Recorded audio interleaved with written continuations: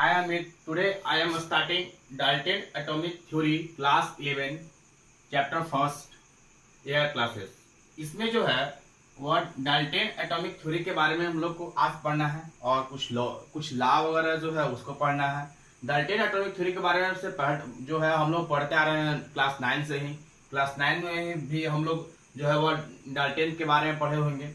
और इससे पहले हम लोग को जानना है कि मैटर क्या है। मैटर कोई भी स्पेस हो, एनीथिंग्स, कोई भी स्पेस ले या मास ले, उसी को हम लोग मैटर बोलते हैं। यानी क्या लिख सकते हैं, anythings that occupy space has a mass is called a matter.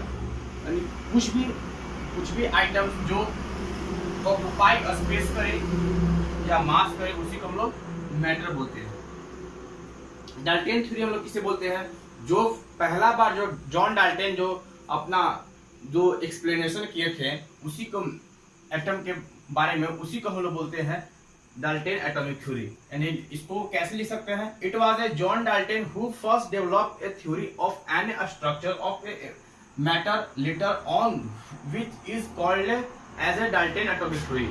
Dalton atomic theory जो है हम लोग उसे बोलेंगे जो फर्स्ट टाइम जो जॉन डाल्टन ने डेवलप किया था, उसी को हम लोग बोलेंगे जो डाल्टन एटॉमिक थ्योरी।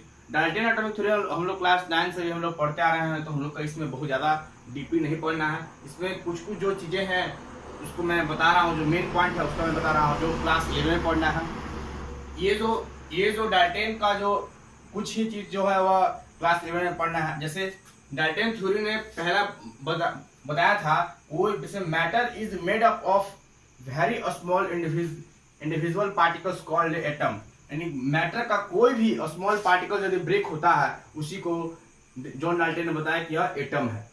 फिर उन्होंने बताया कि all the atoms of A given element is identical all respect mass and shape and size. इन्होंने बताया कि कोई भी मेटल ऑल जो भी एटम एक एलिमेंट में उसका जो शेप होगा, साइज होगा, मास होगा, उसका जो आइडेंटिकल होगा यानी हूबहू होगा। किसमें, ऐसे कोई भी एलिमेंट लें और उस एलिमेंट में हम लोग का एटम का तोड़ते जा तो उसका क्या होगा, उसका मास, शेप, साइज जो होगा वह सेम होगा। ये जो बात है वह डाल्टन एटॉमिक थ्योरी ने बताया। फिर उसके बाद इन्होंने बताया कि एटम कैनॉट बी क्रिएट और not by any chemical process. यानी इसको न तो हम लोग क्रिएट कर सकते हैं, ना तो इसको डिस्ट्रॉय कर सकते हैं ऑफ, चाहे वह केमिकल प्रोसेस से हो या फिजिकल प्रोसेस से हो। फिर इसके बाद हम लोग जानेंगे कि atoms of different element are different in nature. जैसे एटम बताया कि हर एक एलिमेंट में जो है वह एटम अलग अलग होगा और उसका जो नेचर, उसका जो प्रॉपर्टी होगा, चाहे वह केमिकल प्रॉपर्टी हो, फिजिकल प्रॉपर्टी हो, सब एक क्या होगा, डिफरेंस होगा। इन्होंने बताया, कौन बताया, जॉन डाल्टन एटॉमिक थ्योरी ने बताया। फिर उसके बाद जो इसमें लिमिटेशन का मतलब, फिर इसके बाद हम लोग पढ़ेंगे कि इसका लिमिटेशन क्या है, इसका ड्रॉबैक क्या है। और ड्रॉबैक ये है कि it could not be explain Gay Lussac law. यानी गे लुसेक लॉ जो है वह किस पर बेस्ड है, तो वह बेस्ड है वॉल्यूम पर। उस पर जो है वॉल्यूम के बारे में वह बात करता है। और जो चार जो ला है वह सब तो एक्सप्लेन कर देता है डाल्टन, पर जो यही जो ला है, गे लुसेक जो ला है, वही एक्सप्लेन नहीं कर पाते हैं जॉन डाल्टन। फिर इसके बाद देखिए, फिर इसके बाद एक पहला लिमिटेशन ये हुआ। फिर दूसरा लिमिटेशन हुआ कि it failed to explain who atom of a different element differ in a mass, size and valency. इन्होंने बताया कि यह जो फील्ड किस पे करता है, न तो यह एक्सप्लेन कर पाए कि डिफरेंट एलिमेंट का मास होगा, साइज होगा, वैलेंसी होगा, ये सब का इन्होंने एक्सप्लेन नहीं कर पाया। फिर उन्होंने क्या किया, it could not explain why atom combine together to form a different molecules. और इन्होंने इस बात को भी एक्सप्लेन नहीं कर पाया कि इसका हर एक एटम कंबाइन करेगा तो डिफरेंट मॉलिक्यूल्स बनाएगा, इसका भी इन्होंने एक्सप्लेन नहीं किया। फिर उन्होंने क्या किया कि it could not explain why matter exists in solid liquid gas gaseous form। और इन्होंने इस बात को भी एक्सप्लेन नहीं कर पाया कि जो मैटर है वह एग्जिस्ट करता है किसमें, चाहे वह सॉलिड का फॉर्म हो, चाहे वह लिक्विड का फॉर्म हो, चाहे वह गैस का फॉर्म हो, उसमें भी इस बात को इन्होंने एक्सप्लेन नहीं कर पाया। फिर उसके बाद हम लोग जानेंगे कुछ लॉ के बारे में, और उसके बाद पहले आप उसको अपने कॉपी में राइट डाउन कर लीजिए।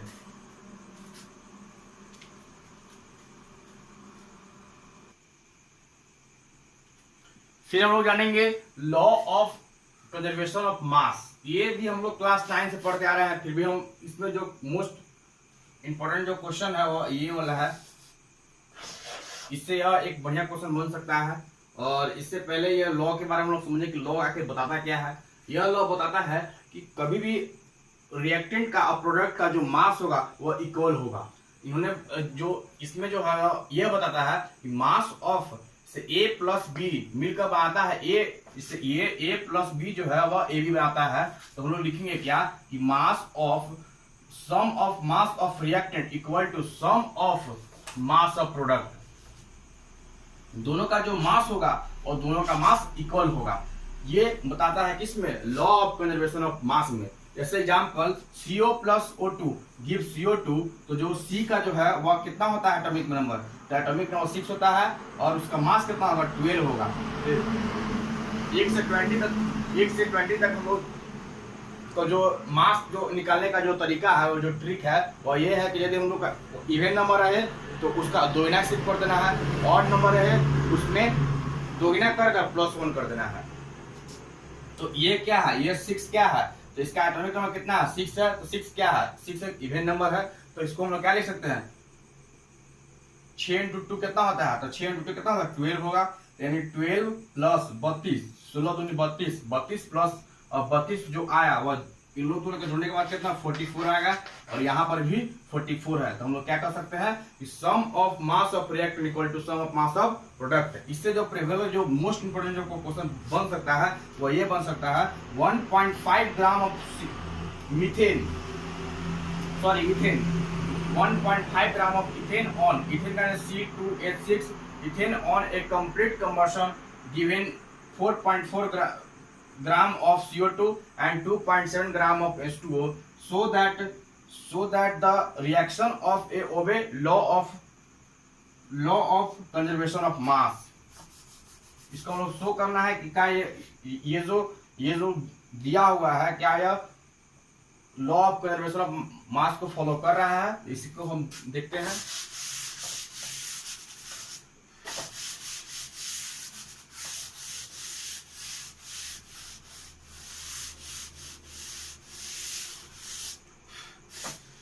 ये क्वेश्चन बनाने से पहले हम लोग मोल के बारे में थोड़ा जानते हैं, उसके बाद जो नेक्स्ट वीडियो आएगा उसमें हम लोग मोल के बारे में जानेंगे। मोल क्या है, मोल का जो मोलरिटी है, फॉर्मेलिटी है, बहुत सारा चीज को हम लोग को बारे में जानना है। इक्वल इसमें देखिए मोल के बारे में जो हम लोग क्लास 9 से पढ़ते आ रहे हैं वो इसमें 2 चीज जानना जरूरी है अभी। पहला given mass by mole equal to given mass by molar मास।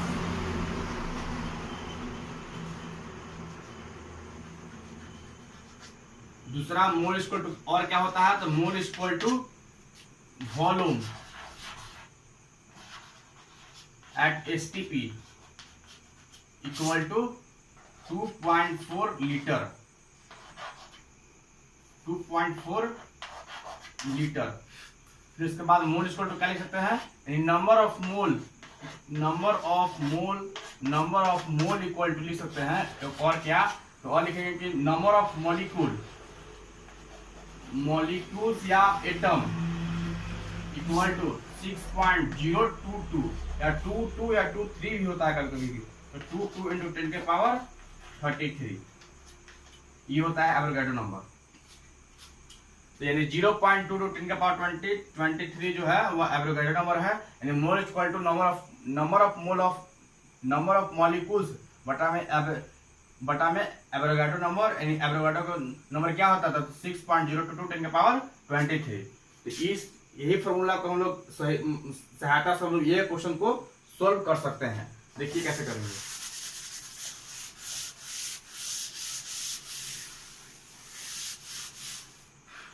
देखिए 1.5 इथेन का मतलब है C2H6 जो है वह कंप्लीट कन्वर्सन करता है। हम लोग क्लास 10 में भी पढ़े होंगे कि जब कंप्लीट कन्वर्सन का यदि बात करें तो कोई भी यहाँ कार्बन हो वह रिएक्टेंट क्या बनाएगा, CO2 plus H2O plus oxygen give क्या, CO2 प्लस H2O। और इसको हम लोग को बैलेंस करना है, तो बैलेंस करने के लिए क्या है, 2 है तो यहाँ भी 2, यहाँ 2, यहाँ 4, यहाँ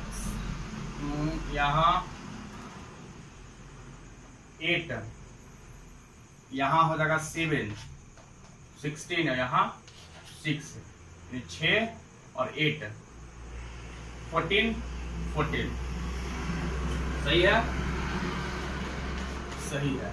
देखिए फिर इसके बाद 1.5 क्या है, 1.5 ग्राम ये है, तो 1.5 ग्राम ये जो है वो यहाँ पर 2, 7, 6 और जो 4 और 6 है वह मॉलिक्यूल का रेशियो शो करता है। तो 1.5 ग्राम क्या है, इथेन है, तो 1.5 यानी क्या लिख सकते हैं, नंबर ऑफ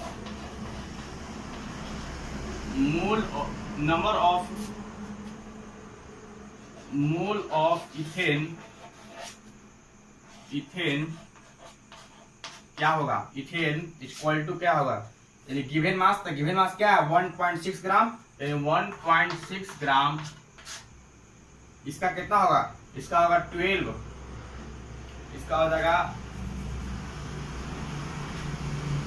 12, 14 प्लस 6, 13, 14 प्लस 6 यानी इसका मास कितना होगा 13, यानी 1 बाई, यहाँ 0 है तो यहाँ पर 0, यानी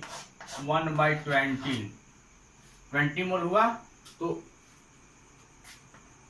2 मोल इथेन जो है वह 7 मोल CO2 बना रहा है, तो हम लोग 1 मोल कितना बनाएगा, 1 मोल CO2 कितना बनाएगा, लिख सकते हैं 7/2, और 1/20 कितना बनाएगा, 1/20 C2H2 कितना बनाएगा, 1/20 बनाएगा, तो 17/2 मल्टीप्लाई 1/2 CO2, क्या लिख सकते हैं इसको 7/40 O2।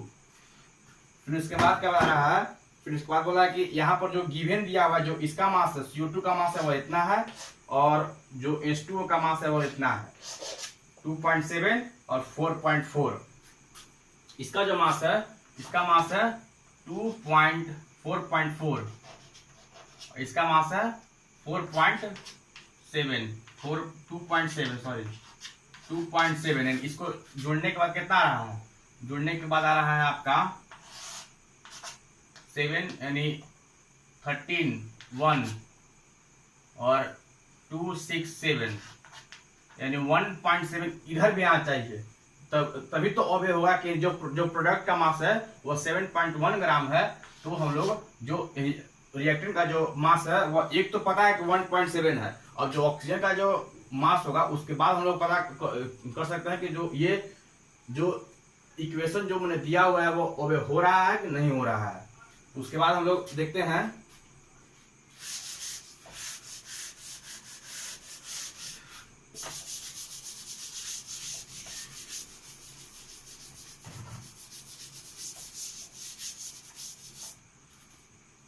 फोर्टीन आया, जो इसका यानी नंबर ऑफ मोल ऑफ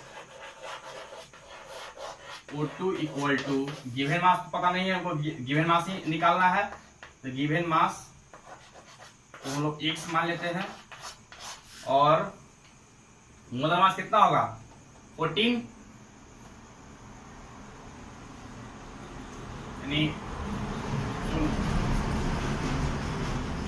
32, 16 2 32 32, और इसका मॉलिक्यूल्स कितना है, तो 7/14 इक्वल टू इंटू 32/GL, यानी x माना है, x लिख लीजिए यहाँ पर, और इसके बाद हो जाएगा 5, और यहाँ पर हो जाएगा 4, फिर उसके बाद कीजिएगा 28/5 x, यानी x इक्वल टू क्या लिख सकते हैं, इसलिए 5.6। अब यहाँ पर क्या दिया हुआ था मास इसका, यहाँ पर जिसको इसका मास दिया 1.5, देखिए आ गया। देखिए यहाँ पर जो 1.5 है इसका मास है, जो CO2 का मास है वह O2 का मास कितना है 5.6, और CO2 का मास कितना, यानी मीथेन का मास कितना है, इथेन का मास कितना है, तो इथेन का मास C2H6 का जो मास है 1.5 जो क्वेश्चन में दिया हुआ था, तो लिख सकते हैं 1.5 प्लस इसका मास कितना है 5.6, यानी 5.6 इक्वल टू, और इसका मास यहाँ पर कितना आया था, यानी 4.4 प्लस 2.7 इक्वल टू 7.1, 7.1 यहाँ पर भी आना चाहिए, यानी 1 और 5 और एक 6 और एक 7। ये क्या है, ये पता लग गया, यह जो है वह law of conservation of mass का ऑब्जे कर रहा है, फॉलो कर रहा है। इसीलिए हम लोग ये सबसे बड़ा जो मैंने जो अच्छा क्वेश्चन जो इससे मैंने बन सकता था, यही बन सकता था जो हम आप लोग के सामने सोल्व कर दिए। और इसके बाद जो इसको आप लोग उतार लीजिए अपने नोट्स में।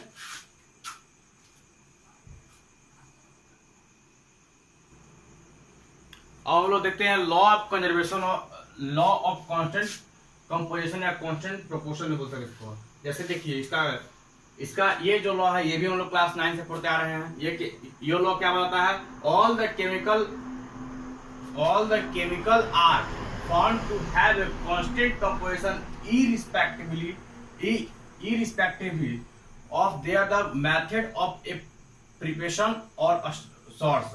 इसका मतलब ये बता रहा है यदि कोई भी केमिकल जो होता है वह कांस्टेंट होता है, एक ही होता है। जैसे एग्जांपल ले, यानी H2O का जो होगा वह 2:1, यानी 2:1 हमेशा रहेगा, चाहे वह पॉन्ड का बात करें, चाहे वह रिवर में जो वाटर है, चाहे वह कहीं पर रहे वाटर है, चाहे हम लोग पीते हैं वाटर, सब में जो उसका रेशियो होगा वह सेम 2:1 ही रहेगा। और यह जो लॉ है सिर्फ यही हम लोग का मैंने बताता है कि यह जो है इसका जो रेशियो है वह सब में हर एक, चाहे वह कुछ भी आप लोग बनाइए, चाहे वह पानी को ले लीजिए तो पानी में आप लोग कुछ भी, चाहे वह रिवर का पानी हो, लेक का पानी हो, पॉन्ड का पानी हो, या कुआं वाला पानी होगा, कुछ भी का जो पानी होगा वह 2:1 में ही रहेगा। फिर उसके बाद क्या है, ये भी हम लोग क्लास 9 में हम लोग पढ़ते आ रहे हैं। अब ये जो है ये भी हम लोग क्लास 9 में ही पढ़े होंगे। जैसे law of multiple proportion, law of multiple proportion क्या होता है, लॉ ऑफ मल्टीपल प्रोपोर्शन आता है कि when two element combine to form more than one compound, then the different mass of one compound which combined with a fixed mass of other element bear the small whole ratio। ध्यान से पढ़िए इसको, when two element combine to form more than one compound, यदि जैसे दो element मिलकर combined करे और अपने कंपाउंड बना रहे, किससे, एक से ज्यादा और एक से, और जो उसका जो मास होगा एक का जो है, यानी जो then the different mass of one element, और एक एलिमेंट का जो मास होगा वह डिफरेंस आएगा, और who constant fixed mass of other element, और जो उसका जो मास जो एक का जो मास होगा वह सेम होगा, and bear a small whole ratio. और जब उसको हम लोग रेशियो में करेंगे तो उसका एक स्मॉल होल रेशियो, यानी होल रेशियो 2:1/2 1/3 हो। जैसे इसको अब हम लोग एक एग्जांपल के तौर पर समझते हैं। क्या बोला, when two element combine to form, तो व्हेन टू एलिमेंट यानी दो एलिमेंट का हम लोग लेते हैं, एक हम लोग लिए कार्बन को और एक लिए हम लोग ऑक्सीजन को। फिर इसके बाद आगे पढ़िए, आगे क्या बोल रहा है कि more than one compound to form more than one compound. यहां तक हम लिए कि व्हेन टू एलिमेंट, दो एलिमेंट को लिए, एक लिए कार्बन को, एक लिए ऑक्सीजन को, to form more than one compound, यानी एक से ज्यादा कंपाउंड को फॉर्म करे। तो यानी CO2, जैसे हम लोग C और O को लेते हैं तो एक बार कार्बन डाइऑक्साइड भी बना सकता है और एक बार कार्बन मोनोऑक्साइड भी बना सकता है, यानी CO2 और CO भी बना सकता है। तो देखिए देन के बाद पढ़िए फिर से, then the different mass of one element, यानी जो मास होगा इसका और इसका वह डिफरेंस होगा। पर और आगे पढ़िए, आगे क्या बता रहा है, आगे बता रहा है कि वन एलिमेंट यहाँ देखिए, यहाँ होगा one element to combine with a fixed mass, और इसका जो मास होगा और इसका जो मास होगा वो सेम रहेगा अदर एलिमेंट, और beer a small whole ratio, यानी ये 32 और 60 पर हम लोग रेशियो करेंगे तो 2:1 आएगा। इसको हम लोग कैसे बनाए कि देखिए फिर से समझिए इस बात को।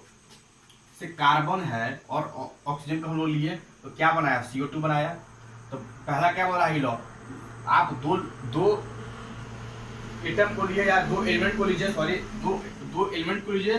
तो हम लोगों ने क्या लिया, एक कार्बन को लिया और एक ऑक्सीजन को लिया, और उसके बाद लेने के बाद वो क्या क्या बना सकता है, तो एक बार CO2 भी बना सकता है और एक बार CO भी बना सकता है, यानी एक बार कार्बन डाइऑक्साइड भी बना सकता है और एक बार कार्बन मोनोऑक्साइड भी बना सकता है। और जो कार्बन का जो अति है, फिर इसके बाद बोल रहा है कि आप then form 2 and more compound, तो 2 and more कंपाउंड इसमें बन रहा है। और फिर इसके बाद बोला कि एक का जो मास है वह डिफरेंस होगा, यानी एक मास जो एलिमेंट का एक जो अदर वाला मास है वह डिफरेंस होगा और एक का सेम होगा, यानी यहाँ पर 12 है तो यहाँ पर भी 12 है, और यहाँ पर 32 है यानी डिफरेंस है, यानी यहाँ 32 है और यहाँ 16 है, तो दोनों में क्या है, डिफरेंस है। और जो डिफरेंस वाला है उसको हम लोग यदि रेशियो निकालेंगे तो एक स्मॉलेस्ट यानी सिंपलेस्ट होल रेशियो, एक स्मॉल यानी सिंपलेस्ट यानी 2/3, 1/3, 1/4 या 3/2 ऐसा मैंने आएगा। तो क्या आया देखिए, एक सिंपलेस्ट होल रेशियो 2/3 में आया।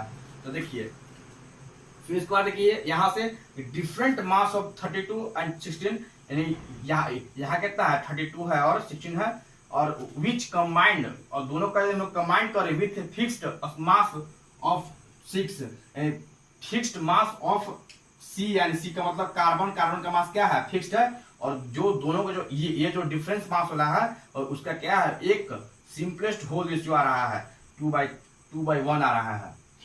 समझे बढ़िया से। इसको फिर से एक बार फिर से इसको हम पढ़ रहे हैं, देखिए ध्यान से देखिए। When 2 element combine to form, दो एलिमेंट को मिलने से अदर कंपाउंड बने, और एक का जो कंपाउंड जो बने वह क्या हो, एक का जो कंपाउंड जो बना है, एक का जो एलिमेंट है उसका मास सेम हो, और पर जो अदर वाला जो एलिमेंट है और उसका मास डिफरेंस हो, और जो अदर वाला एलिमेंट है उसका मास जो डिफरेंस है उसका हम लोग होल में यदि हम लोग रेशियो निकालते हैं, एक सिंपलेस्ट होल रेशियो निकले, यानी सिंपलेस्ट का मतलब 2/3 या 1/2 ऐसा निकले, तो उसी को हम लोग क्या बोल सकते हैं, उसी को हम बोलते हैं लॉ ऑफ मल्टीपल प्रोपोर्शन। फिर उसके बाद जो नेक्स्ट वाला है लॉ ऑफ रेसिप्रोकल वाला, और उसके बाद जो नेक्स्ट टॉपिक है उसका हम लोग नेक्स्ट वीडियो में बात करेंगे। और थैंक यू, मेरे चैनल को आप लोग सब्सक्राइब कीजिए। Thank you.